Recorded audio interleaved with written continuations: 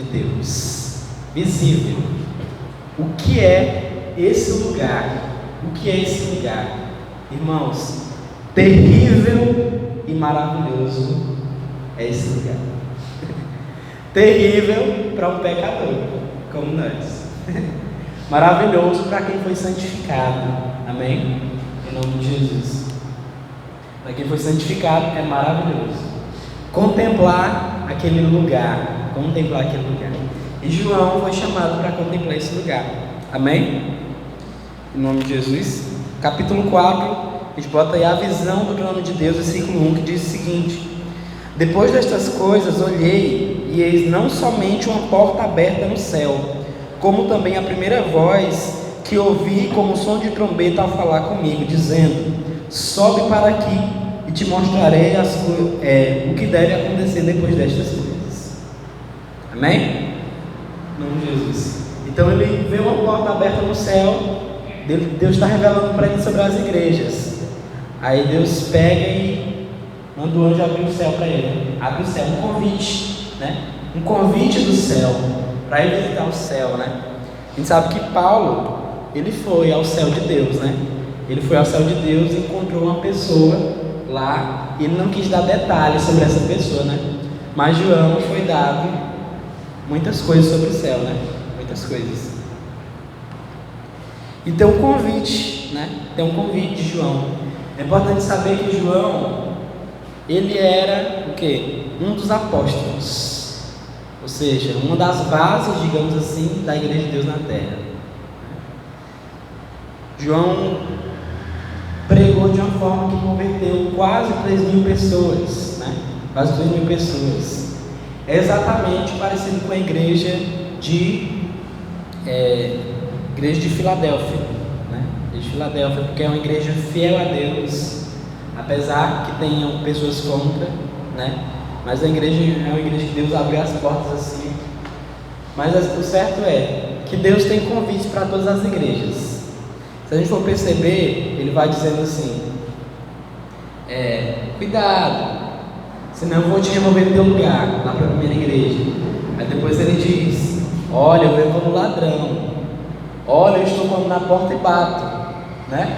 Você vê que no Apocalipse, nas cartas, parece que Jesus vem chegando, e aqui parece que ele diz: cheguei, sobe para cá, deixa eu te mostrar o que vai acontecer agora, né? O que vai acontecer agora? Só que a cena do capítulo 4 do capítulo 5, esse chamado de Deus, ele na verdade não é um momento de agora. Você vai entender mais na frente que momento é esse. Versículo 2: imediatamente eu me achei em espírito, e eis armado no céu um trono, e no trono alguém sentado. Quem que está sentado no trono, irmãos? Quem? Vocês acham que é Deus o Pai ou Deus o Filho? Ou os dois? Quem acha que é Deus o Pai, levanta a mão. Deixa eu ver. Quem acha que é Deus o Filho, levanta a mão. Quem acha que é os dois, levanta a mão. Meu Deus, vocês não acham nada, gente. Ó, a gente tem lá a cena de alguém sentado. Alguém, está se referindo a uma pessoa, tá certo? A uma pessoa. E esse que se acha, ó, lembrando que o Apocalipse ele está centrado em quem? Em Jesus. Então tudo o Apocalipse é voltado para glorificar Jesus sempre, tá certo? Mas ainda não dei a resposta se é Jesus ou o Pai que está aqui, né? Tem alguém sentado no trono. E esse que se acha sentado é semelhante no aspecto à pedra de jaspe de sardônio, e ao redor do trono há um arco-íris, semelhante no aspecto à esmeralda, certo? Você já viu o jaspe? O jaspe ele tem uma cor meio avermelhada, mas mais puxando para o escuro. Tem jaspe até preto. ele já está até preto. E alguns dizem, não, então se simboliza porque é vermelho, preto simboliza Jesus ensanguentado, ou Jesus glorificado, e a imagem de Jesus está com assim lá no céu, né? Algumas pessoas afirmam isso, né? E de sardônio, o sardônio ele é alaranjado com listras brancas, Só que Deus, eu vou botar aqui como Deus, né? Porque Jesus é Deus também, Deus Pai é Deus também. Só que Deus, a gente vê aqui que essa imagem desse que está sentado, ele tem a mistura das duas. E a mistura dessas duas cores, dessas duas pedras, dá uma cor vermelha, avermelhada, forte, com listras brancas. E aí eu fui pesquisar o que significa essas cores no Oriente Médio. E vermelho significa perigo, significa muitas vezes sensualidade. Mas quando tem o vermelho com branco, lá simboliza alegria. E é o que a gente pode encontrar lá no Salmo 16, versículo 11. Na presença do Senhor, a abundância de alegria. Amém? Em nome de Jesus. Então, quer mostrar alguma coisa para a gente? Porque lá na visão de Ezequiel, quando ele tem a visão do trono, ele vê também esse que está sentado como se fosse uma safira. E a safira também é avermelhada. Tá certo? Então, não quer dizer que seja como uma pedra, e sim como a sua cor. A sua cor. Então, essa é a semelhança do nosso Deus quando João subiu e olhou, né? Ele entrou naquele lugar. E lá tem um arco-íris, né? Como se fosse um arco-íris, semelhante no aspecto à esmeralda. No aspecto à esmeralda. A esmeralda, que cor que é a esmeralda? Verde. E no Oriente Médio o verde significa algo sagrado, ultramente sagrado. Então esse arco-íris representa todo esse sacramento de Deus, né? Ele é santo, Deus é santíssimo, amém? Santíssimo. Mas tem outro simbolismo desse arco-íris, porque quando a gente vê arco-íris na Bíblia, o que é que a gente imagina sobre o quê? O que você imagina por arco-íris? Aliança, água. O que mais?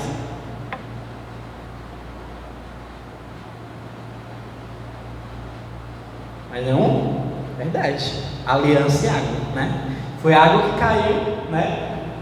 E aí terminou o mundo no juízo, né? Terminou o mundo no juízo, que foi o juízo de Deus pela água. E aí quando finalizou tudo, que abaixou as águas, que abaixou a arca de Noé, Deus estabeleceu um compromisso, né? Com esse arco-íris lá que ele colocou.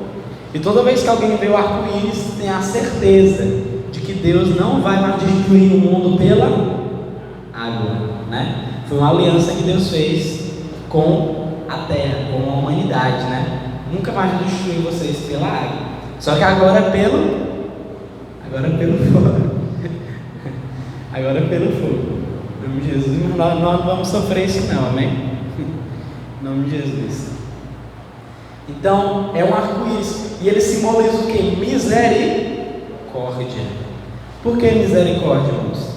Porque, apesar de ter destruído toda aquela humanidade, e Noé ter subido na arca e descido novamente, Noé, ele tem a mesma estrutura que nós, sim ou não? Sim. Tanto que depois dele, as coisas foram se piorando novamente, né? Hoje nós estamos aqui prestes a ver Jesus voltar, porque o pecado reina, né? Então, um homem não foi destruído, e sua família. Então, essa estrutura aqui que veio desde Adão continua na terra. Então Deus disse: não, eu vou ter misericórdia agora, certo? A gente pode ver lá no livro de Salmos, capítulo 97, deixei marcado. Salmos, capítulo 97.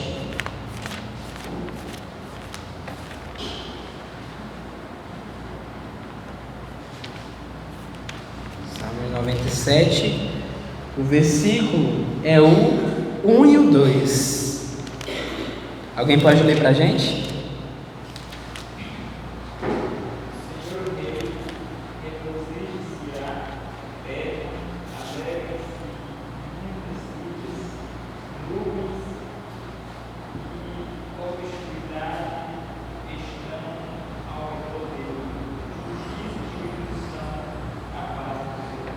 Amém? Em nome de Jesus. Justiça e juízo são a base do seu trono. Vamos voltar para lá para o Apocalipse?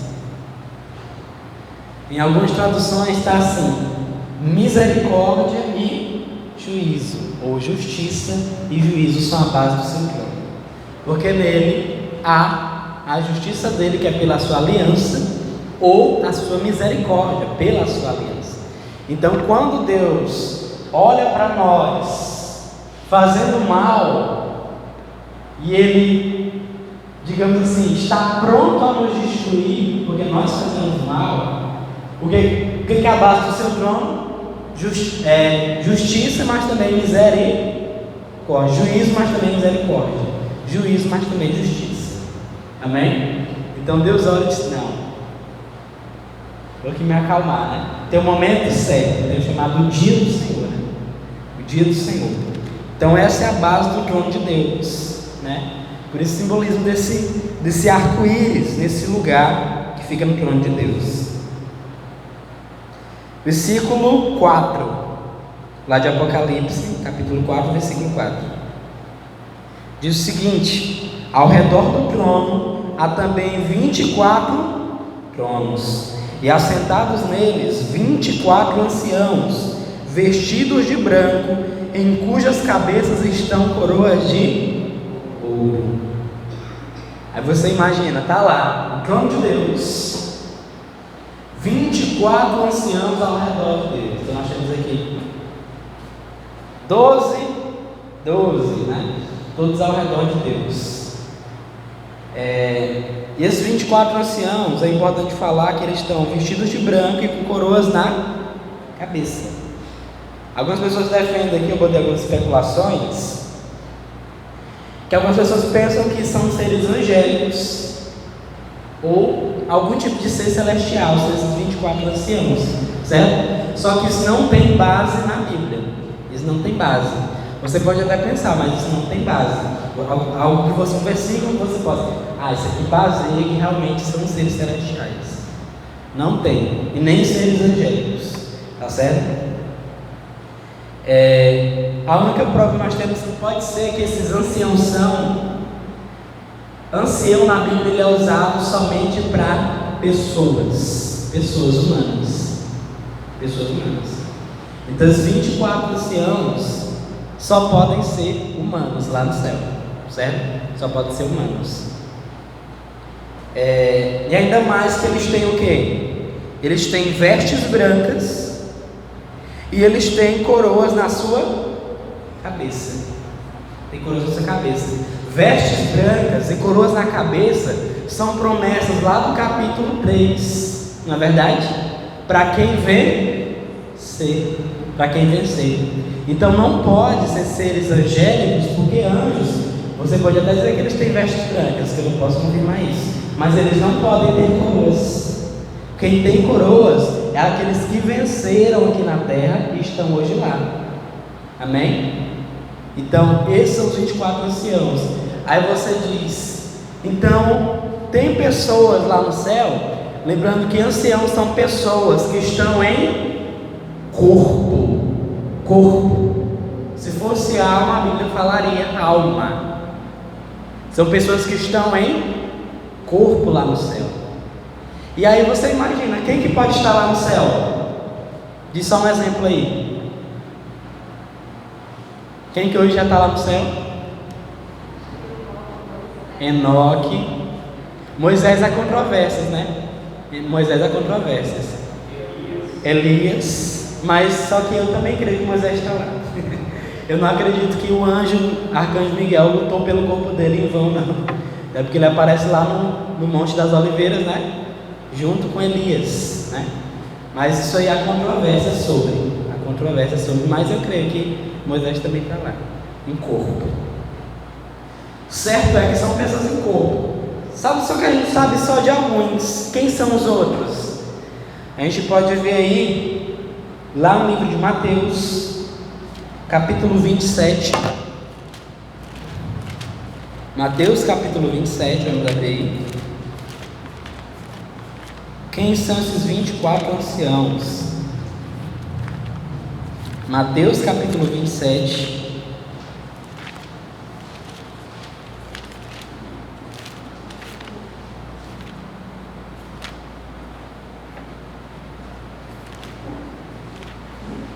Amém?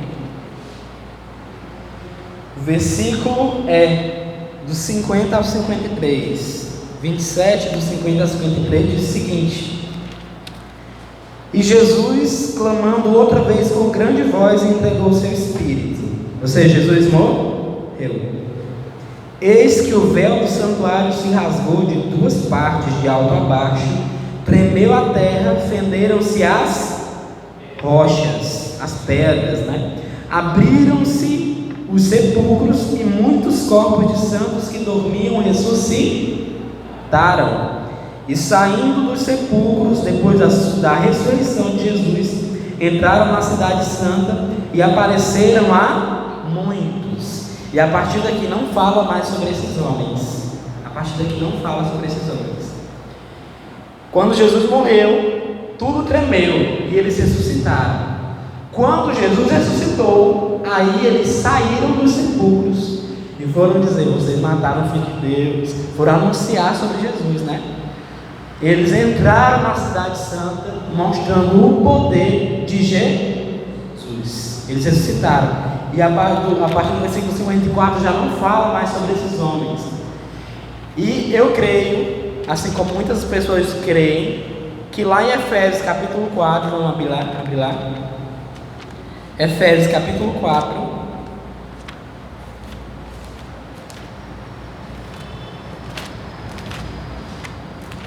Atos, Romanos, Coríntios, Gálatas, Efésios. Efésios capítulo 4, o versículo 8.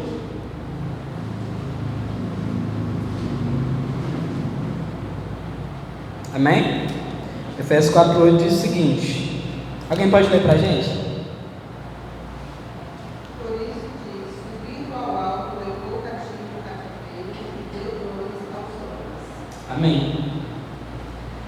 Se você ver na tradução original, diz o seguinte, a original mesmo, do hebraico: e subindo ele, levou consigo muitos prisioneiros. Muitos prisioneiros. E não só eu, mas várias pessoas também creem que quando Jesus subiu, ele levou prisioneiros com ele, como seus troféus de vitória. Quem? Aqueles carinhos lá que ressuscitaram, certo? Isso são especulações de pessoas que estão lá no céu, tá certo? Eu creio dessa forma. Você tem a opção de crer ou não crer. Eu creio que esses são os 24 anciãos. 24 anciãos. Mas existem outra posição, que é a posição que está lá em Mateus 19. Mateus 19.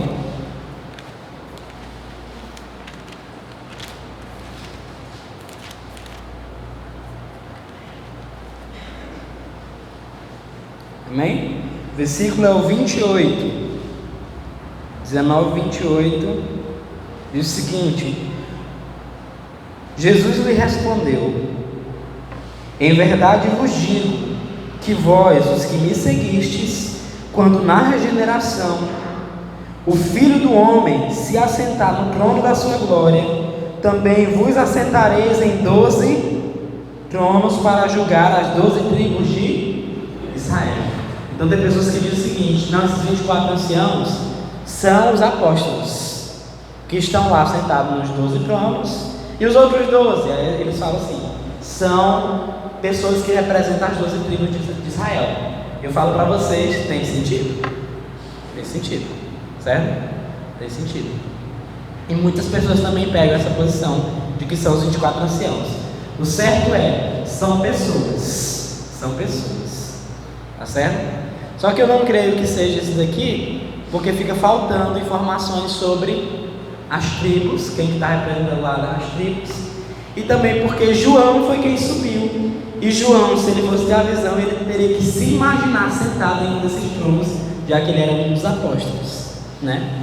Nisso aí eu vejo contradição, certo? Vejo contradição. Por isso eu acredito que seja humanos que já venceram aqui na terra, que são pessoas como Elias, Enoque, né? E outros como esses aqui, que eu creio que esse prisioneiro que Jesus levou foi exatamente aqueles que ele resgatou lá da morte para mostrar o seu poder, em nome de Jesus. Amém? E o certo é que eles são representantes do povo de Deus. Você vê no capítulo 5 lá de Apocalipse, vamos voltar para lá. Apocalipse capítulo 5, versículo 8. Você vê lá que, bem no finalzinho, os 24 anciãos prostram-se diante do Cordeiro, tendo cada eles uma harpa e taças de ouro cheias de incenso, que são as orações dos santos. Essas pessoas que estão sentadas lá, elas são representantes do povo de Deus aqui da terra. Amém? Em nome de Jesus. Então, diante do trono de Deus, existem pessoas que estão representando nós lá. Amém? Em nome de Jesus, lá no trono de Deus. Isso é maravilhoso. Isso significa que do que Adão foi afastado, Deus está nos reaproximando dele. Amém? Em nome de Jesus. Vamos lá para o versículo 5 do capítulo 4, que diz o seguinte: do trono saem relâmpagos, vozes e trovões, e diante do trono ardem 7 tochas de fogo, que são os 7 Espíritos de Deus. Quem são os 7 Espíritos de Deus? Então a gente tem aqui o trono, 24 anciãos ao redor, e diante do trono 7 tochas, ou os 7 Espíritos de Deus. Existem pessoas que dizem que esses 7 Espíritos são 7 anjos, tá certo? São 7 anjos de Deus, porque a Bíblia fala que aos seus anjos, eles são espíritos, e Deus faz dos seus anjos vento e labareda de fogo, né? Deus faz isso dos seus anjos, dos seus ministros, né? Existe uma base muito forte para isso lá no capítulo 8, versículo 1. Você não precisa abrir, eu vou ler aqui rapidinho para você. Quando o Cordeiro abriu o 7º selo, houve silêncio no céu. Então vi 7 anjos que se acham em pé diante de Deus, né? Então existe uma base muito forte para que sejam anjos. E também lá em Hebreus capítulo 1, bem no finalzinho, Hebreus capítulo 1, você vai ver lá que assim são os anjos, são labareda de fogo, são ministros, são espíritos de Deus. Se você ler todo Hebreus capítulo 1, você vai perceber tudo isso, o que são os anjos de Deus. Existe uma base muito forte para isso. Só que o Apocalipse ele tem uma linguagem muito simbólica, né? E o 7 ele significa perfeição ou plenitude, né? E aí quando você vê os 7 Espíritos de Deus, há pessoas que defendem, como eu também creio, que seja referência ao Espírito Santo que está ali, diante do trono, representando também o trono. Amém? Em nome de Jesus. Como que a gente tem essa conclusão? Pelo que é apresentado lá em Apocalipse capítulo 1, versículo 4, na saudação de Apocalipse. Olha o que é falado: João às 7 igrejas que se encontram na Ásia, graça e paz a vós outros, da parte daquele que é, que era e que há de vir, da parte dos 7, vocês estão lendo aí comigo? Capítulo 1, versículo 4. João às 7 igrejas que se encontram na Ásia, graça e paz a vós outros, da parte daquele que é, que era e que há de vir. Está falando de quem?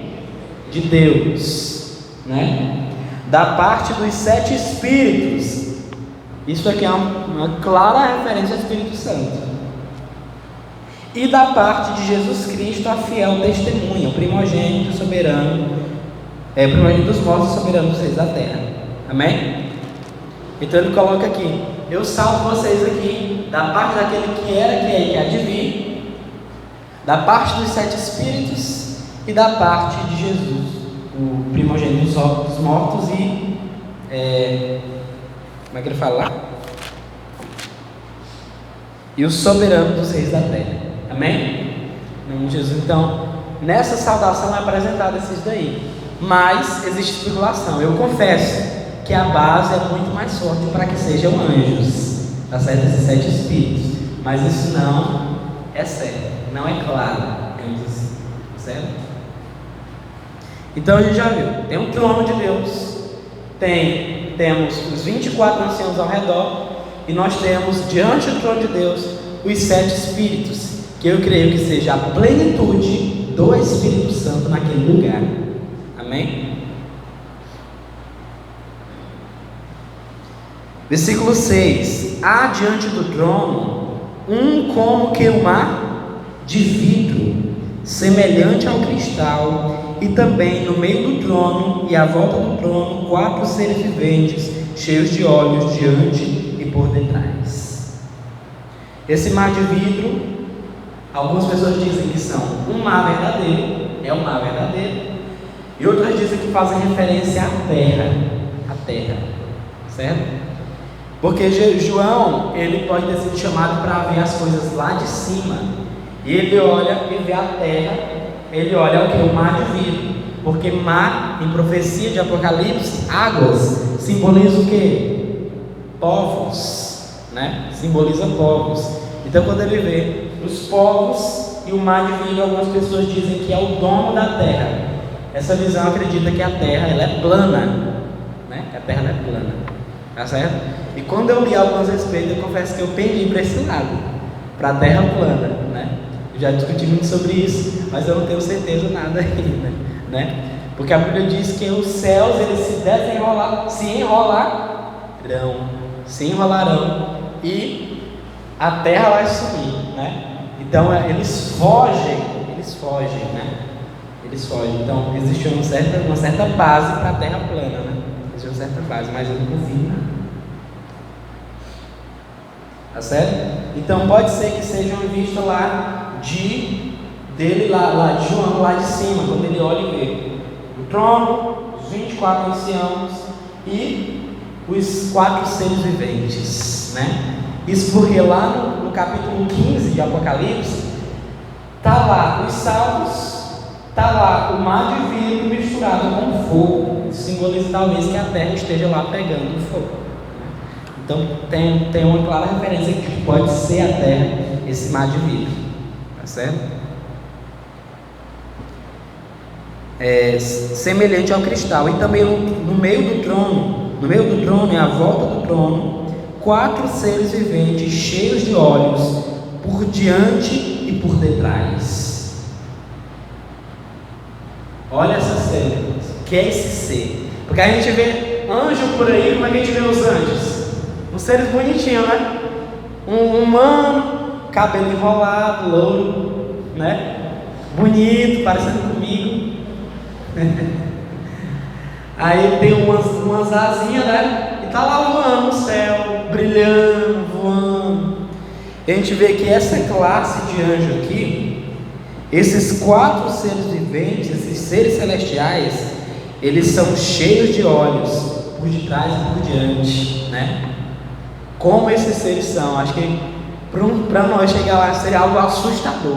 Imagine eu aqui chegar para você cheio de olho aqui, ó, né? Para nós pode ser assustador, para Deus não. Na verdade, muitos olhos simbolizam conhecimento, certo? É importante falar que Jesus aqui ele vai ser apresentado com 7 olhos. Só que 7 olhos, 7 significa plenitude. Ou seja, Jesus ele tem um pleno conhecimento, ele é onisciente. Eles aqui eles têm vários olhos, eles não são oniscientes, mas eles têm muito conhecimento. Eles sabem de muitas coisas. Esses seres eles assistem a Deus. Eles são os 4 seres viventes mais próximos de Deus, são as criaturas mais próximas de Deus. São esses 4 seres viventes, tá certo? A gente tem aqui, ó. Eles estão ao redor e no meio. Então, provavelmente, a vista de João realmente é de cima, porque eles não podem estar no trono. Eles estão ao redor. Ou seja, João viu o quadro. Ou seja, um deve estar ali, o outro está lá, o outro está aqui, o trono está aqui, e o outro está aqui em cima, né? Eles estão ao redor do trono, ao redor e no meio. Então, provavelmente a visão de João era de cima do que estava acontecendo no trono, certo?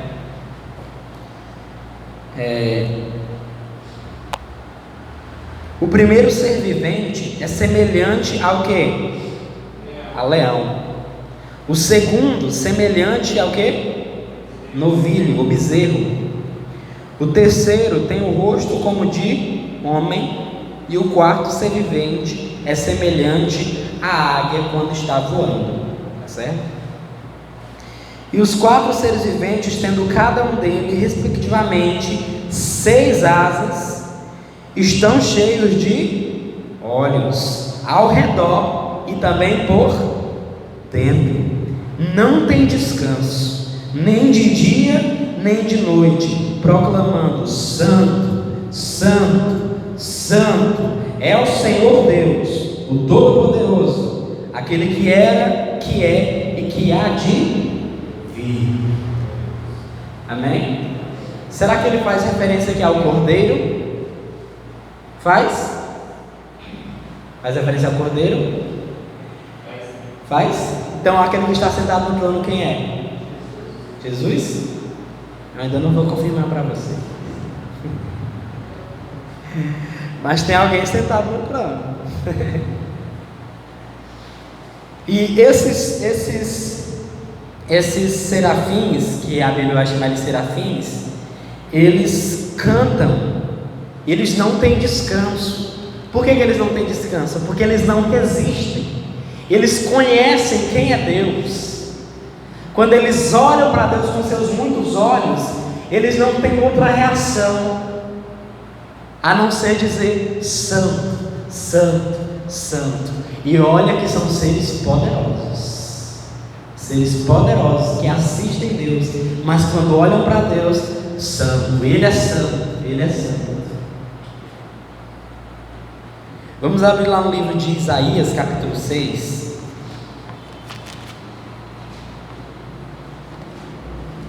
Isaías, capítulo 6. A gente vai ver a mesma. Isaías tem a visão também desse lugar.